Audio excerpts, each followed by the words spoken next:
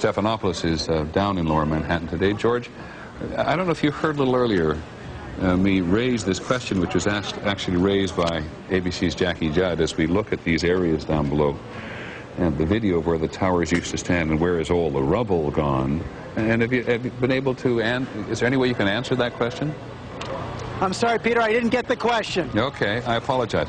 Jackie Judd and several other people keep asking us, when you look at where the towers used to stand, there is surprisingly so little rubble. Where did all the rubble go?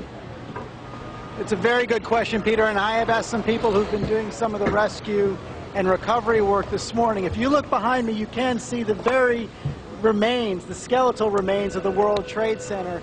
And one volunteer, Robert Gerlinsky, explained to me the reason there's so little rubble is that all of it simply fell down into the ground and was pulverized, evaporated. Now, I should say, though, for the last several hours, there's been a steady stream of dump trucks and other very large vehicles carrying out debris, including burned out hulls of cars, the burned out hulls of police cars and others. And that's been going on for several hours now. One of the volunteers I talked to said they've been doing it since about 6 a.m. this morning. Secondly, Peter, there's been an increased military presence here this morning. There are many Humvees, those military jeeps, including one with a manned machine gun on top.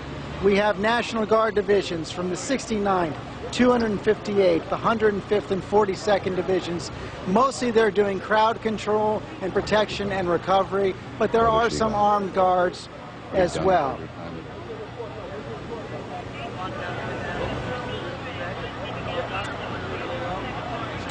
Peter, I apologize. I've lost all hearing here. Well, I did momentarily. Can you hear me, George? If somebody could... Try that again. George, do you hear me? Now I hear you, Peter. Okay, you just keep talking. It's wonderful what you're reporting. It's very interesting. So you just keep talking as long as you want and tell us as much as you've learned, and we will try to support you with pictures of what is happening at the time. Peter, I'll do the best I can. I think I heard your question, but I'm not really sure, sort of going in and out. Let me just try and describe what's happening here. This is one of the main thoroughfares coming out of the World Trade Center, one of the main thoroughfares for the police recovery vehicles, the environmental vehicles, the dump trucks, and other vehicles that have been taking debris out of the World Trade Center for the last several hours. One of the most interesting notes I should add, Peter, is that from the volunteer workers I've spoke to said there has been very little recovery of bodies. I know we heard overnight about the very good rescue stories, 5 or 6 people found alive, but for the most part they haven't found any bodies at all because the recovery workers feel they're buried so deep into the rubble.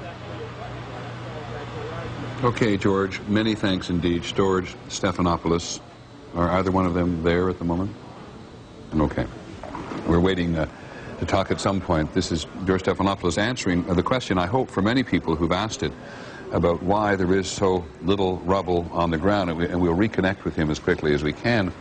And because, as we watched it so many times on television in the last 25 or 26 hours, when these two huge buildings, 110-story buildings tall, fell unto themselves, much of the material that makes up the structure of the building was simply pulverized as it fell upon itself. Now, it is also true, we're fairly certain we can say, that a good portion of it was driven, at least of the lower stages of the building, was driven into the ground. And I suggest this because we've talked to any number of people involved in the rescue operation who have found individuals or tried to locate individuals who are 40 feet below the surface.